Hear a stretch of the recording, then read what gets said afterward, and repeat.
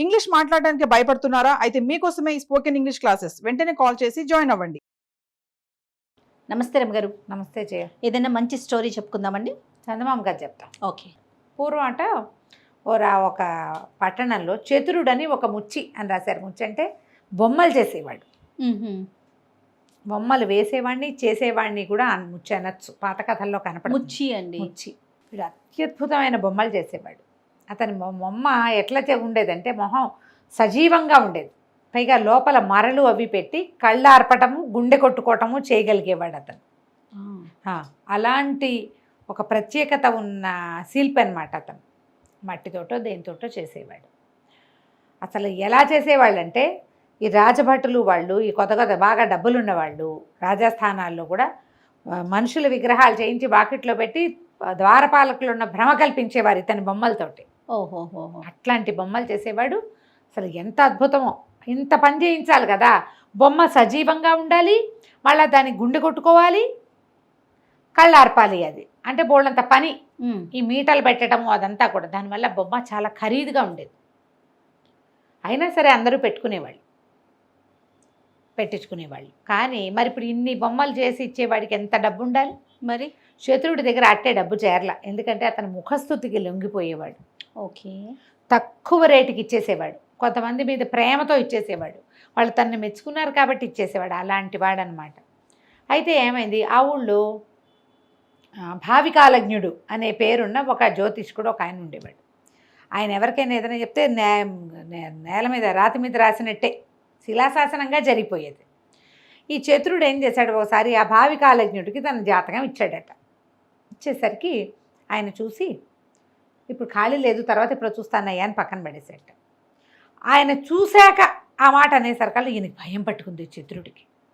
ఏదో ఉంది, చెప్పడం ఇష్టం లేక ఆయన చెప్పలేదని అర్థమైంది. ఇక బక్కచిక్కిపోయాడు. ఒక వారం రోజుల్లో అన్నం సరిగ్గా తినలేదట. అయితే ఫ్రెండ్కి ఒకడే చెప్పాడు, భావికాలజ్ఞుడి దగ్గరికి వెళ్ళాను, జాతకం చూపించాను, ఆయన చూశాక ఇప్పుడు ఖాళీ లేదన్నాడు రా, నాకు చాలా భయంగా ఉంది, ఏమైపోతుందో నాకు అనేసరికల్లా ఆ స్నేహితుడు ఈ భావికాలజ్ఞుడిని ఎక్కడో కలిశాడు. ఆ చతురుడు చిక్కిపోతున్నాడండి. చిక్కి శల్యమైపోయాడు. ఏదో ఒక మాట చెప్పండి అనేసరికల్లా ఈయన అన్నాడు, ఆ చతురుడికి ఏముంది, బోళ్ళంతా ప్రజ్ఞాపాఠ వాళ్ళు ఉన్నవాడు, ఏదో సంపాదించుకుంటాడు, పర్వాలేదు, కానీ వచ్చే బహుళ నవమి నాటి రాత్రి 1 గంటకి జాగ్రత్తగా ఉండమని. ఆ ఒక్క నిమిషం గడియా తప్పించుకున్నాడా, తర్వాత ఏమి ఇబ్బంది లేదన్నాడు. స్నేహితుడు పరిగెత్తుకుంటూ వచ్చాడు. ఒరే చతురా నీ కొంప మునిగిందిరా, బహుళ నవమి నాటి రాత్రి 1 గంటకి నీ ప్రాణం పోయే ప్రమాదం ఒకటి ఉంది, యమకింకర్లు వస్తారు నీ కోసము, భావికాలజ్ఞుడు చెప్పాడురా అనగానే భయం వేసేసింది చతురుడికి. ఏమనుకున్నాడు, ఇంతేనా అనిపించింది. తర్వాత మొదట అలా భయం వేసి ఇంతేనా అని అక్కడి నుంచి ఏం చేశాడు, తనలాగా ఒక పెద్ద నిలువుటద్దం ఒకటి కొనుక్కొచ్చుకున్నాడు. వాళ్ళ ఇంట్లో అంతకుముందు చిన్న అద్దం ఉండేది, అంతే. పెద్ద నిలువుటద్దం తెచ్చుకుని ఆ నిలువుటద్దం ముందు నిలబడి తన్ని ఆశాంతం మొత్తం పరిశీలించుకుని తనలాగానే ఉన్న 4 ప్రతిమలు తయారు చేశాడు. ఓకే. వాడికి గుండె కట్టుకోవటము, రెప్పలు ఆర్పటము, తర్వాత ఇట్లా చేయి ముచ్చుకుంటే ముట్టుకున్నాం అనుకో నరాల సంచలనం మనకు తెలిసిన, ఇలా చూడండి టక్కు అనాలా, ఆ టక్కుమనేది కూడా పెట్టాడు. ఇవన్నీ బహుళ నవమి నాటికి రెడీ చేసేసుకున్నాడు. ఓకే. చేసేసుకుని తన గదిలో 4-5 మంచాలు ఏర్పాటు చేశాడు. 4 మంచాల మీద 4 విగ్రహాలని పడుకోబెట్టి 5వ దాని మీద తను పడుకున్నాడు. బహుళ నవమి నాటి రాత్రి 2 యమకింకర్లు గదిలోకి వచ్చి చూశారు. 1 గంటకి చూస్తే ఏముంది, 5గురు ఉన్నారు. వీళ్ళకి ఒక ఫోటో ఉంది. ఆ ఇంట్లో ఉండవలసిన వాడు ఒకడు. 5టిని చూస్తే 5 ఒకేలా ఉన్నాయి. వీళ్ళలో చతురుడెవడు? ప్రతివాడిని ముట్టు చూశారు. అందరికీ శ్వాస ఆడుతోంది. రెప్పలెత్తి చూస్తే కన్ను కదులుతోంది లోపల. కళ్ళల్లో తడి. గుండె ముట్టుకుని చూశారు, గుండాడుతోంది. ఏం చేయాలో తెలియలేదు. వీళ్ళలో ఎవరిని పట్టుకెళ్ళాలి మనం ఇప్పుడు? అక్కడి నుంచి యమధర్మరాజుకి ఫోన్ చేశారు. కనుక్కున్నారనమాట. వాళ్ళకి ఏదో దివ్యవాణి ఉంటుంది కదా, దాని ప్రకారం ఇక్కడ 5గురు ఉన్నారు, వీళ్ళలో ఎవరిని చంపాలి మేము ఇప్పుడు, అర్థం కావట్లేదు, ఏదో పొరపాటు అయిపోతుందేమోనండి అని చెప్పారు. చెప్పేసరికల్లా ఆయన ఏం చేశారు, చిత్రగుప్తుడికి చెప్పాడు. చిత్రగుప్తుడు చిట్టా తిరిగేసి వాడి క్యారెక్టర్ అంతా అక్కడ ఉంటుందట. మన క్యారెక్టర్లు నరకంలో ఉంటాయి. మనం దేనికి రిప్లై ఇస్తాం, దేనికి రిప్లై ఇవ్వం. మన పాపాల చిట్టాలాగా మన గుణగణ వర్ణన అంతా అక్కడ ఉంటుంది. ఓహో. తిరగేసి ఒరే వీడికి ముఖస్థితి పిచ్చి, ఆ చతురుడికి బాగా మెచ్చుకోండి, వాడే బయటపడతాడు అని చెప్పాడు. అక్కడి నుంచి ఇద్దరు యమభట్లు ఆ విగ్రహాల దగ్గర నుంచుని, అరే ఏం శిల్పిరా వీడు, అన్నీ ఒకేలా చేశాడే వీడు, దుంపదేగా ఎట్ట చేశాడో భలే చేశాడు. అసలు చూడు, సేమ్ ముక్కు, సేమ్ మూతి, సేమ్ చేతులు, అసలు నరాల దగ్గర నుంచి ఒకేలా తేలిలాగా చేశాడురా. 50 ఏళ్ల వాడికి ఇక్కడ నరాలు తేలి ఉంటాయి, వీళ్ళ దగ్గర అక్కడ మనమైనా కొంచెం ఏజ్ వచ్చేసరికి నరాలు కనిపిస్తాయి, నరాల దగ్గర నుంచి చేశాడే.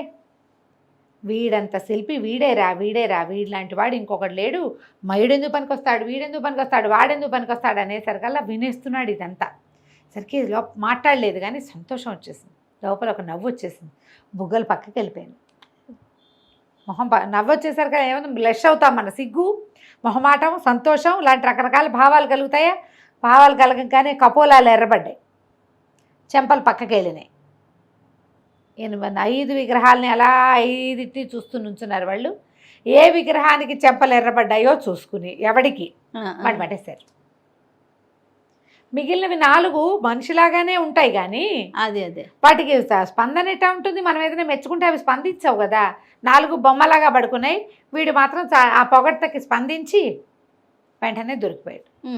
అక్కడి నుంచి ఏముంది, 1 గంట అయింది, బహుళ నవమి నాటి రాత్రి 1 గంటకి వీళ్ళు నా యమభట్టులు ఇద్దరు చతురుణ్ణి తీసుకుపోయారు. అయిపోయింది. ముఖస్థుతి సావు వేళలో కూడా పనిచేస్తుంది. ఎస్, మీ అంతటి వాళ్ళు మీరే, మీరు ఎంతో ధైర్యస్తులు, అలాంటి చావును కూడా ఎదుర్కొంటారు వాళ్ళు. వీడు ఇట్లా దొరికేశాడనమాట. దొరికేస్తే యమభట్టులు పట్టుకుపోయారు. తెల్లవారు చూశారు, 5 ఒకేలాగా ఉన్నాయి. చచ్చిన వాడు ఎవడో ఏమిటో ఎవరికీ తెలియలే. 5 విగ్రహాలు ఉన్నాయి, 5 ఉన్నాయి కదా. ఒకటి చనిపోయిన కట్టె ఒకటి ఉంది, డెడ్ బాడీ. మిగిలిన 4 దానిలాంటి వాళ్ళే విగ్రహాలు. అప్పుడు వీళ్ళేం చేశారు, ఊళ్ళో జనాలు, సరే చతురుడు బొమ్మలు చేస్తాడు కాబట్టి అన్ని విగ్రహాలు గుండెలు పరీక్షించండి, ఆడుతున్న గుండెలేమో విగ్రహాలు, ఆడని గుండె చతురుడు. గుండె అయిపోయింది కదా, ప్రాణం పోయేసరికి కల్లా. తర్వాత అనుకున్నారు తనలాంటి వాళ్ళనే చేసుకున్నా కూడా వీడు యమభట్లని మోసం చేయలేకపోయాడు, పిచ్చి వెదవా ఎలా దొరికిపోయాడోనని ఈయన బాడీని మోసుకుపోయి ఆయన దహన సంస్కారం చేశారు ఇంట్లో. ఊళ్ళో వాళ్ళు ఇంకేం చేస్తారు, కథ కంచికి మనం ఇంటికి. రైట్. నమస్తే. నమస్తే.